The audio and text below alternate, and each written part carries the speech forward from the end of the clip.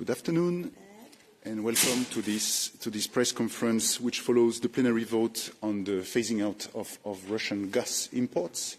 So the final agreement with Council, between Parliament and Council, was adopted today with 500 votes in favour, 120 against and 32 abstentions. So we have with us the two co-rapporteurs, Inese Vaidere, rapporteur for the International Trade Committee, and Ville Niinistö, rapporteur for the Industry, Research and Energy Committee. We'll start with Mrs. Vaidere. Thank you. Yes, thank you very much for giving me the first hand this time, and thank you all for taking the time and being here. Today's historical vote sends a very clear message. Europe is ending its dependency on Russian gas once and for all. This is not just an energy or trade file. It's a security, policy and moral decision. The dependency on Russian gas never made us safe. It made us vulnerable. Russia never was a trustful country, never a real partner. In addition, payments for Russian gas and oil financed Kremlin's aggression. What we are doing now is correcting a strategic mistake. Since the full-scale war began, the EU has paid over 216 billion euros for Russian fossil energy. We still pay around 40 million euros every day, and every euro continues to fund the killings in Ukraine. Europe has paid more to Russia than we have collectively given to Ukraine in support. Today's vote is a turning point in EU energy policy. Turning point in EU energy policy. This regulation builds on the Repower EU roadmap and sets out concrete steps to phase out Russian gas, both pipeline and LNG. The European Parliament succeeded to deliver earlier phase-out deadlines for Russian gas than the Commission originally proposed. It's a pity that some member states, even after Russia launched a full-scale war on their doorstep, did not take the right moral decision to stop funding the aggressor. Meanwhile, for example, the Baltic states immediately stopped Russian energy imports and even prohibited it by law. Still, the member states and companies will have time to adapt, diversify supply and invest in infrastructure if needed. But at the same time, the direction is final. It's not a sanctions regime that needs to be renewed every 6 months. No, it's a legislation that will last for decades to come. We also secured a special provision on harmonized penalties. Strong penalties are important to make sure that companies will not want to take risks and try to falsify documents. And we also tightened safeguards to prevent circumvention, including potentially shadow fleets for gas. Russian gas must not return to Europe also through illegal ways. At the same time, we made it simple for trusted partner countries to import gas into the Union. They must not face bureaucratic burdens. It will pave the way for friendly countries to supply Europe with necessary gas. And most of the countries really are our partners. The Parliament wanted to equally ban imports of Russian oil, but the Member States were not ready for it. So after a very strong pressure on the Commission, Commissioner Jorgensen made a clear political commitment to present at the beginning of 2026 a similar legislative proposal on phasing out Russian oil as soon as possible, but not later than by end 2027. We also expect from the Commission a proposal on nuclear energy phase-out. As INTA standing rapporteur on Russia, I insist that we have to phase out Russian nuclear energy very fast. It would also not be acceptable to develop new strategic nuclear energy objects in Russia with participation of Kremlin-controlled Rosatom. The European Parliament is ready to continue working on these upcoming files with the same level of ambition. Some will ask whether this risks higher prices on energy insecurity. My answer is simple. The war is expensive. It costs a lot of money from Ukraine, but also from us. I have to stress that Europe did not start this war, but it's our moral duty to stop funding this war, and it's not acceptable that some countries are still doing it. Also, let's remember autumn of 2021, when due to Russian manipulations, the gas prices spiked up to 8 times. I know people who had to turn their heating off completely that winter. Turning off the Russian gas tap will not cause anywhere close to these price jumps. But still no member state will be left alone to face supply challenges. Sufficient interconnections and other infrastructure are both built already. The last remaining will be finalised next year. Other forms of assistance are also foreseen, including through national diversification plans. What is also crucial is transparency. Through these regulations, we will finally learn more about existing contracts with Russian gas suppliers. Until now, this information has been incomplete, muddy at best. Today's vote is not the end of the journey. Implementation will be crucial.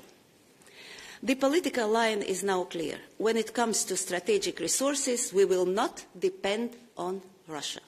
And Europe will also not be part of financing aggression. Never again. Thank you.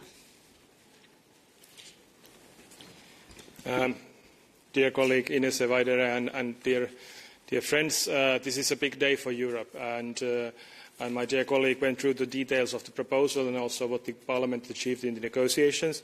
So I will make more of principled statements here to add to that. I think this is a unique decision.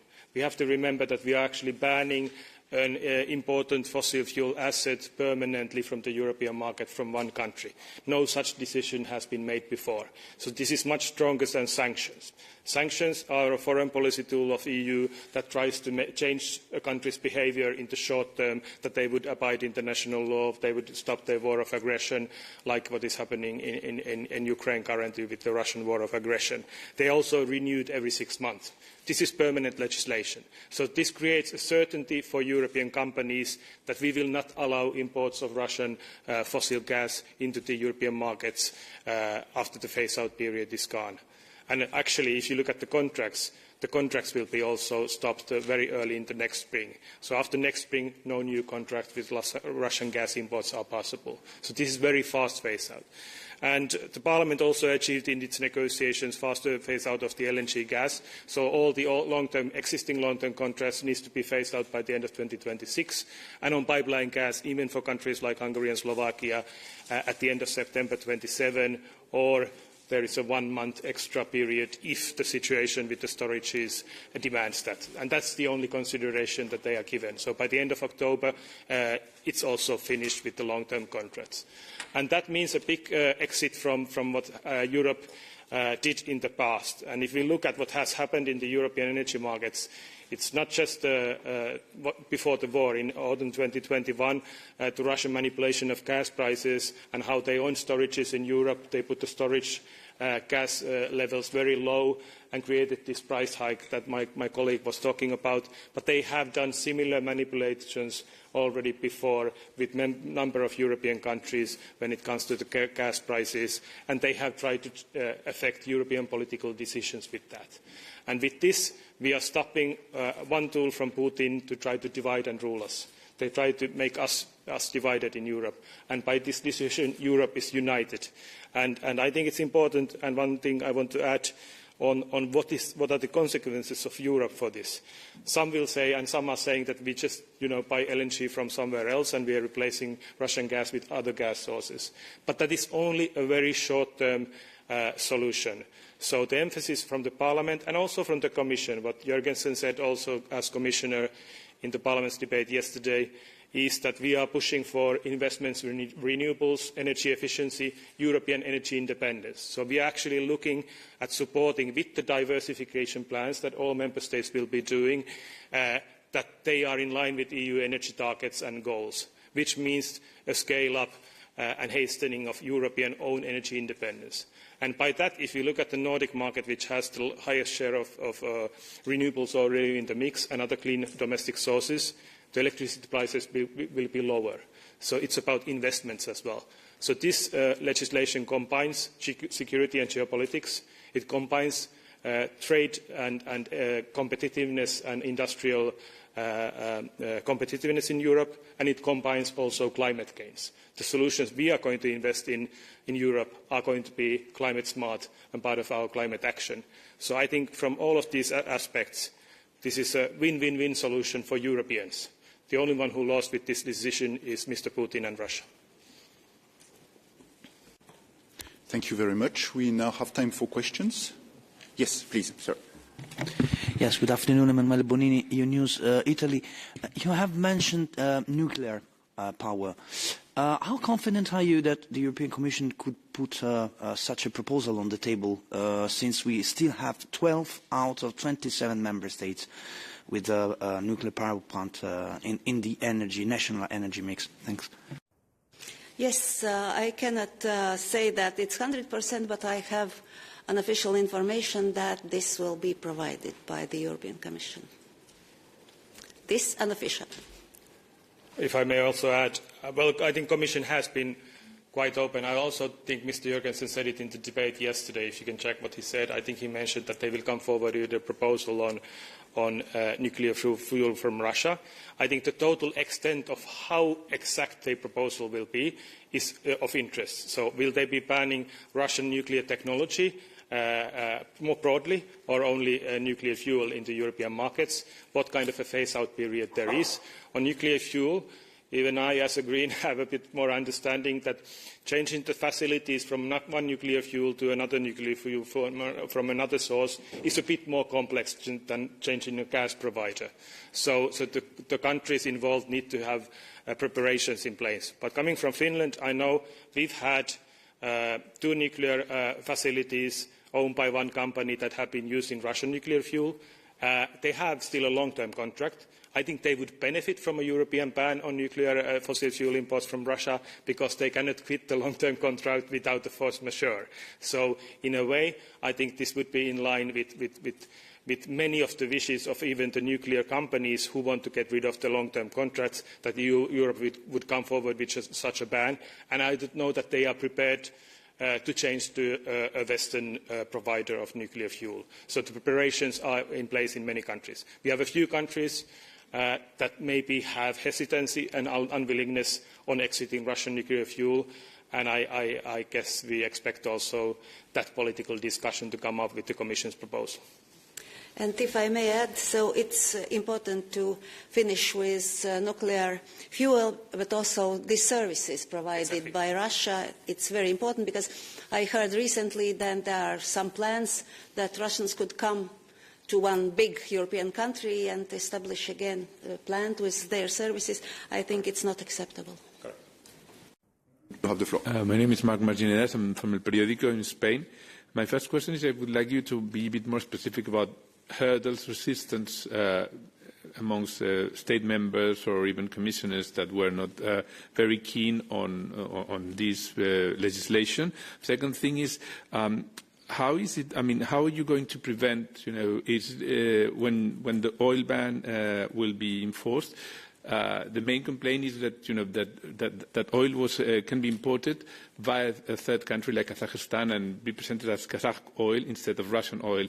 Will you take into account the fact that countries like Bulgaria, for instance, could eventually import Russian oil, but with the label of coming from Kazakhstan? Yes, just a very simple answer. These suppliers could be very easily followed. Gas, we can follow from where comes gas, and if we have doubts, they have to prove, these importers, where comes this gas. And also we turn attention to the pipeline which supplies Europe from Turkey. Again, they have to prove where this gas, or oil in a later stage will come from. And it's, we can follow it, and that's industrial possibility to follow. If you, Yeah, so if I may add, if you look at the regulation here, we actually made some strengthenings to avoid circumvention. So the harmonized maximum penalties at the EU level, so that the member states have to impose penalties on companies who infringe against the regulation. So that creates and the numbers are quite big. So there's 40 million euros is a lump sum choice, 3.5% of the global turnover, or 300% of the value of the commodity that they're going to import. So confiscation plus 300% penalty. So all of those are quite big numbers. So member states have to choose from those three alternatives on what kind of penalty they impose on companies who would infringe against the regulation. So we have tried to make this as strong as the Parliament could, and I think this is stronger than the existing sanctions regulations. So when this is in place, the loopholes for gas to come in from third countries are much more strictly monitored than currently. And we included, like my colleague said, Stranza 1 and 2 through Turkey as pipelines that are deemed suspicious in the sense that the control is extra vigilant, that it's not Russian gas. On gas, it's slightly easier to know where it comes from. On oil, it's a bit more complex. But I think the similar procedures that we created here can be replicated for the oil legislation. They just need to be a bit more detailed, and we have to also maybe demand a bit more from so-called trusted countries. On gas, we can be quite certain that the trusted countries are reliable, that it's not of Russian origin. But even there, if a company would infringe and import from a third country gas, LNG gas that is originally Russian, they face the risk of the high penalties. If I may just add to this, probably you followed that Parliament made our position a very strong one.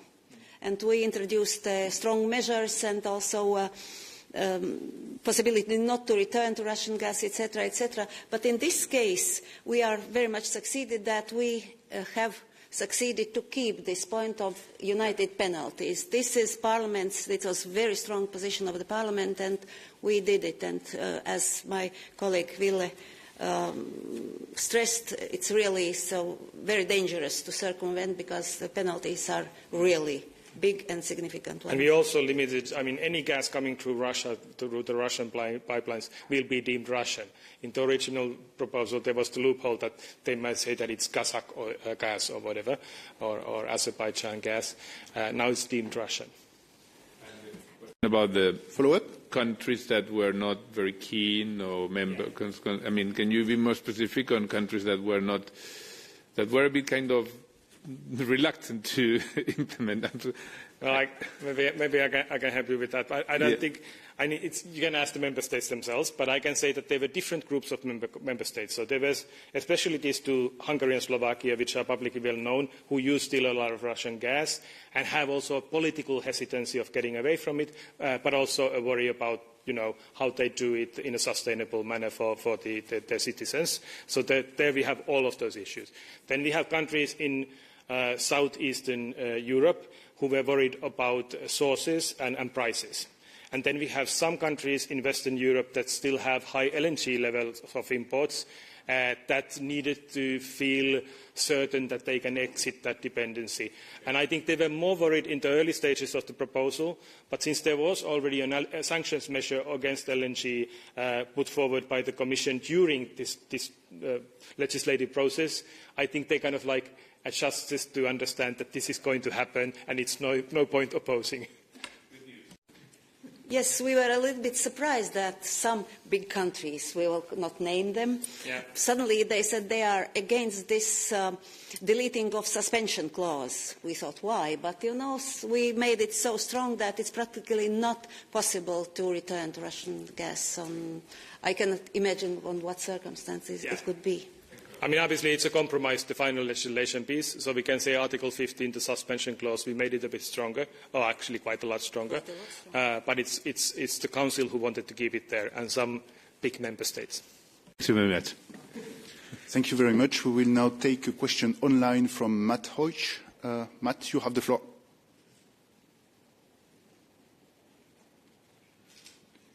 Please press the speak button. Can you hear me? Yeah, it works. Thanks. Perfect. We even see you. I was wondering if you could, Matt Heusch with Platts, offer any further comment on the threats from Hungary's foreign minister, who's recently said that they would take legal action against the measure once it's passed, arguing that this move to ban Russian gas and LNG imports really falls more under sanctions power that would require unanimous approval. How confident are you that this ban would stand legal scrutiny if Hungary does follow through on that threat to bring legal action? First of all, my short comment that remember, please, that Hungary has elections next year in April or something, and they have to come up with very loud announcements how they will sue European Union and etc. etc. And I think our legislation is a very strong one and sound one. And strong legislation is a force majeure. And if it's force majeure, that it's very strong in all courts, processes, etc. So we are convinced that European Commission and member states will be protected on not grounded court processes. Well, obviously they have a possibility to sue the proposal into or the law in the EU courts. But having worked with these issues for a long time, I mean, I did my master's thesis 22 years ago on Russian foreign policy and how they use energy as a tool of geopolitical pressure.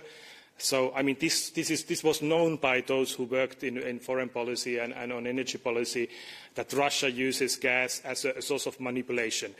Better deals for some, they expect them to do political favours, and worse deals for others, and even stopping of the trade for those that did political foreign policy actions that they didn't like. This is not trade. This is not WTO to act like that as when you export gas into other countries.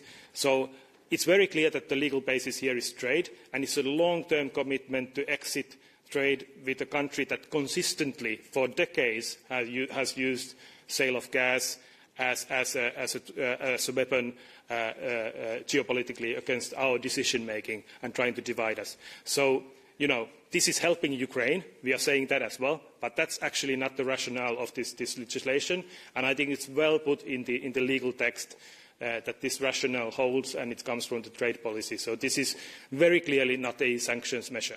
It should not be mixed with that. Yes, please, go ahead.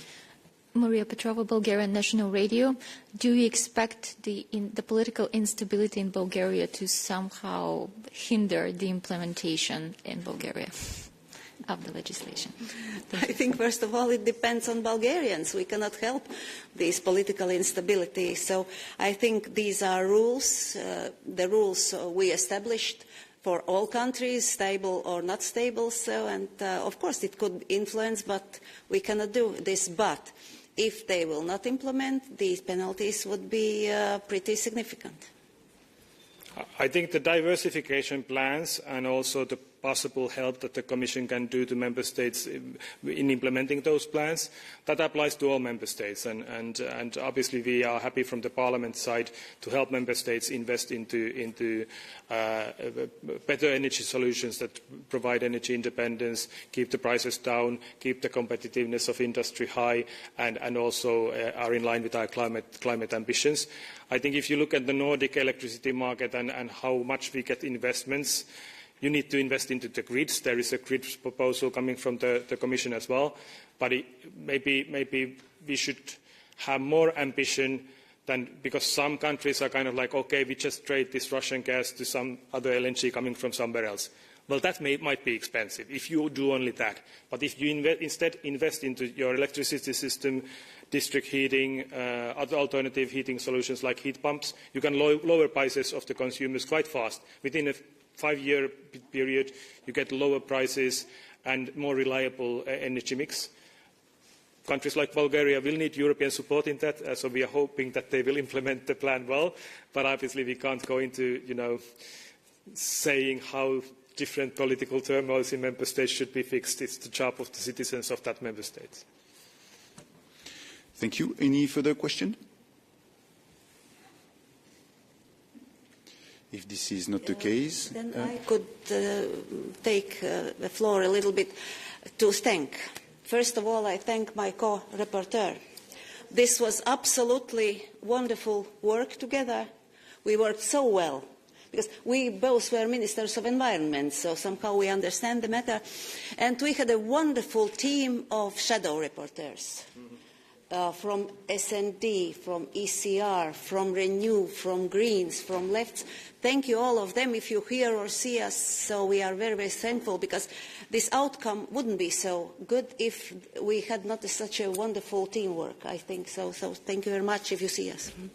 Yeah, I want to thank Inese as well. I mean, her team was super important in this work, and my own team and the teams of our shadows. And I think if you look at the numbers here today, 504, 120 against, abstentions, 32. It's a very clear majority, and that majority was the force that pushed the Commission originally to even table the proposal. So Parliament has been pushing for this, and I think we created a momentum where the Council also needed to accept a more robust legislation than in their general approach. So I think the Parliament can be proud for its role in getting this legislation done. Thank you very much. Have a good afternoon. Thank you.